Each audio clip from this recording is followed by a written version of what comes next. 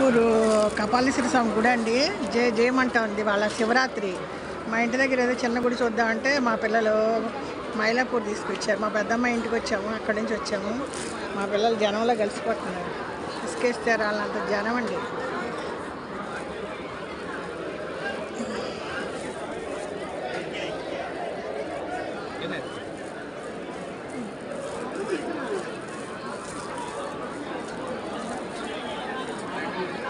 ఓకేనా లక్షణ పలాపలం పలాపలం మా బుడ్డోడు నిద్రపోయాడు.